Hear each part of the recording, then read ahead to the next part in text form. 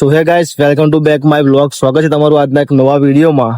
આપણે સવાર ઉઠીને નાહી ધોઈને ફ્રેશ થઈ ગયા છે અને હવે જવાનું છે બહાર બજારે જવાનું છે, કેમ કે પપ્પા પાસે આ એક સેમસંગ નો ફોન હતો જે લગભગ 3-1 વર્ષથી પપ્પા જોડે હતો, પણ હવે એ ખરાબ થઈ ગયો છે. આના પહેલા 2 વાર આને રિપેરિંગ કરવામાં આવ્યો હતો, પણ હવે રિપેરિંગ થાય એવું નથી. તો એટલા માટે આપણે જવાનું છે, કેમ કે નવો ફોન લેવાનો છે. એટલા માટે હું જવાનું છું બજારે. તો બ્લોગમાં બનાવજો, મજા આવશે. તો અત્યારે હું આવીને યાર રસ્તામાં ઊભો રહ્યો છું, કેમ કે એકલું જવામાં તો મજા આવે નહીં, એટલે ભાઈબંધ તો અંગાત જોઈએ જ. એટલા માટે મેં મારા ભાઈબંધ પિવલેશને ફોન કરી દીધો છે. પિવલેશ ગયો છે કોમ્પ્યુટર શીખવા માટે, અને એ લગભગ અડધો કલાકમાં અહીંયા આવશે. હવે જ્યારે એ આવે ત્યાં સુધી આપણે અહીંયા મંદિરે ઊભા છીએ, અને પિવલેશ આવો પછી આપણે જવાનું છે બજારે. તો ચાલો બ્લોગમાં બને રહે. તો ગાઈસ, પિવલેશ આવી ગયો છે ને હું અને પિવલેશ બંને નીકળી ગયા છે બજાર જવા માટે. તો ફાઇનલી ગાઈઝ અમે દુકાને પહોંચી ગયા છે. આ છે પિવલેશ અને આ છે દુકાન, અને હવે જઈશું દુકાન અંદર ને હવે લેવાનો છે ફોન.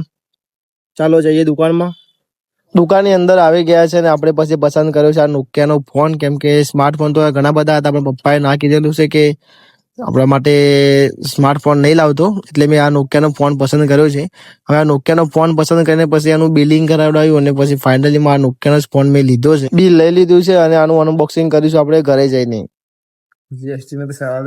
તો ફાઇનલી દોસ્તો આપણે દુકાનેથી મોબાઈલ લઈને આવી ગયા છે, અને મોબાઈલ છે આ રહ્યો. હવે મોબાઈલનું કરવાનું છે અનબોક્સિંગ. અનબોક્સિંગ કરશે પિવલેશ. પિવલેશ ખોલ નાખ મોબાઈલ.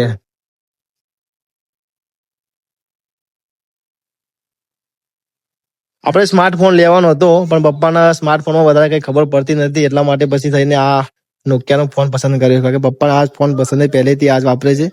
ને મેં તો પપ્પાને કીધેલું કે મોટો ફોન લઈ લઈએ. આપણે લીધો પછી આ નોકિયાનો મોબાઈલ. શેનું બિલ?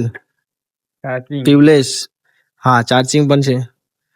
તો આજનો બ્લોગ અમારો અહીંયા સુધી. જો વિડીયો ગમ્યો હોય તો લાઈક કરતા જજો. મળીએ પછી નેક્સ્ટ બ્લોગમાં. જય માતાજી.